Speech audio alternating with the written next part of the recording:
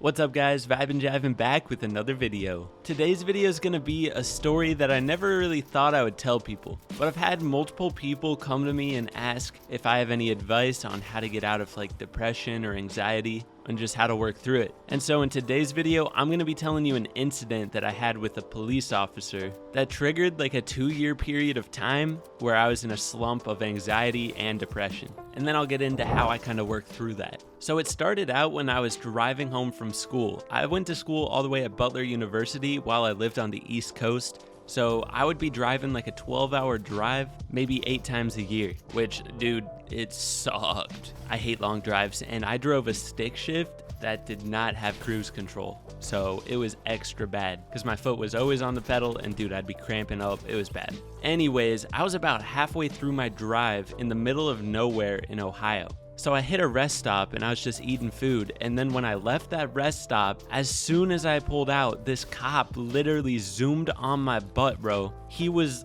pressing into my car in the left lane. We had semi trucks on the right side of us. So I couldn't even get over, but it seemed like he really needed to get by me. So I just went in between these 2 semi trucks. It was a pretty tight turn and the cop followed me in between the semis. He was acting like we were on a high-speed chase, trying to crash me off the road. I know it sounds dramatic, but bro, this cop was wild. So then I had to veer off the road and it was a sketchy turnoff. That was the most adrenaline filled moment of my life. I was like, holy crap, this cop is crazy. Then he got out of the car and everything, came up to me, asked me for my license and registration. And so I went to give it to him and he gets all hostile. He's like, why are your hands shaking? And dude, I don't know whose hands in that situation wouldn't be shaking. I just got literally driven off the road. So I was just like, bro, I mean, I feel like it's pretty normal. I just got pulled over by the cops on the interstate, right? And he's like, you have no reason to be scared. Your hands are shaking for some other reason. That's a big red flag for us. Get out of your car. And he still hadn't told me why he even pulled me over.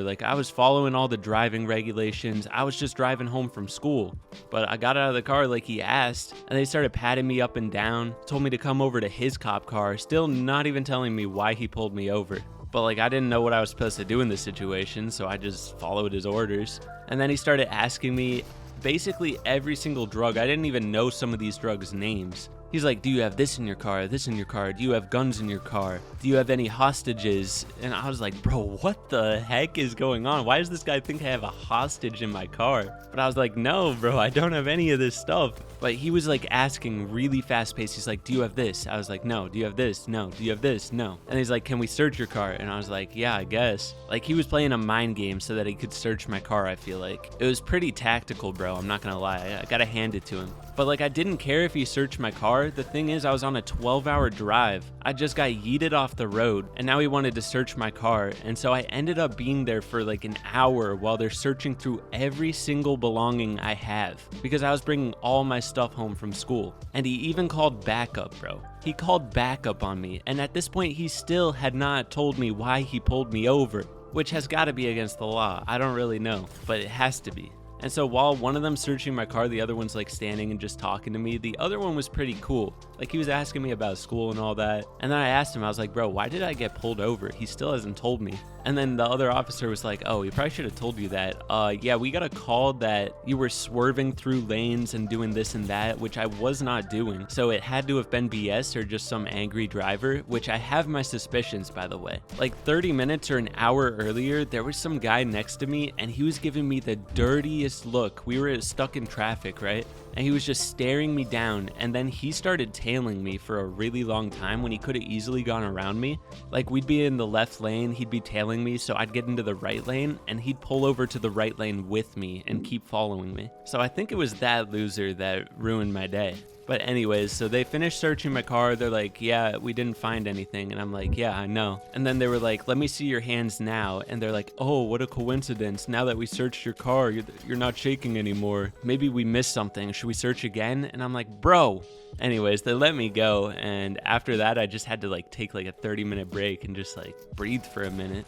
Eventually I got home, but after that incident, I never felt like myself again. I know it sounds dumb, but sometimes something like that can just trigger something. And it did for me. I don't know why, but it triggered a phase in my life where I was just so out of it all the time. I still had good times with my friends and everything, but after that incident, I felt stuck in a phase of anxiety and depression. I ended up transferring schools to somewhere closer by home, and dude, I just didn't feel like talking to anybody. I went there for a whole year, didn't make any friends. I was friendly with my classmates, but I didn't want to spend any time with them outside of school. I was just stuck in my own world, down all the time, and lacking motives. And then COVID hit a little bit later, and I wasn't allowed to go see my friends or anything. I was just stuck at home, and so it was a tough time in my life. And you know, it could have been other stuff, like maybe I wasn't happy with what I was studying in school, which is why I was feeling like that. But I really think that that incident with the cops just triggered something, because it was after that day that it started happening. Anytime I'd be out driving and I'd see a cop, I would literally get like black dots in my vision, dude. Like I would just be so scared for no reason. Like it's not like I got beat up by the cops or anything. So it might sound dumb, but I swear, it triggered something. But I ended up working through it and getting to the best place I've ever been in my entire life. And here's how. I knew there was something going on with me. I needed to fix it. And so one thing that I did was weed out all of the negative energy in my life, whether it be people, activities, or whatever it was. Like, I just said goodbye to it. One thing was this job that I had. I was so miserable to go there every single day for many reasons. And so I ended up quitting that job because COVID hit and we took a 3-month leave of absence from that job. And so when they texted me to come back, I was just like, I'm not gonna go back. Another thing was certain people in my life that just gave me nothing but bad energy. They kept putting me down for any idea I had. Like, I was really passionate about YouTube, and a lot of stuff that I would throw their way and talk about, they would just poop on it. So I ended up weeding them out of my life, and then I even went through with the YouTube ideas and all that they were talking trash on, saying it wouldn't work, it was a waste of time, dumb idea. And it's what made my YouTube channel where it is today. Jivin TV, 130K subscribers. Before that, I had under 500. And then the last thing, this wasn't a necessity, but I was just gonna take a semester off of school to try to make YouTube work, because school really was messing with my mentality. All my energy and focus was on YouTube, and school was just a distraction. And so I told my parents I wanted to take 1 semester off because I had just started a new program. I was really early on in my studies, so I took a semester off and my YouTube started booming. I'll probably end up going back to school at some point, but yeah, semester off school, YouTube worked out, not going back for now. But what I'm trying to say, my biggest advice to you is 1, weed out negative energies that you can. I know not all negative energies you're gonna be able to weed out, but weed out any negative stuff that you can. And then the second thing is try new things that you could fall in love with, like whether it be painting, rock climbing, whatever it is, any hobbies that you haven't tried but you've always kind of wanted to, just do it, because it could be your saving grace and help you get out of this depression or lull in your life. And then the third thing is never be afraid to talk to someone. Anybody, just talk to someone. Open up and they'll show compassion back to you. And if they don't, weed them out of your life, dude, because they're messed up for not caring. If you're going through a rough time, I promise it's gonna work out for you. Just take my advice from this video and give it time. Time is everything. Anyways, guys, hope you enjoyed this video. If you did, be sure to hit that like button, sub if you're new, and use code JIVINTV in the Fortnite item shop. I'll catch you guys in the next video. Peace.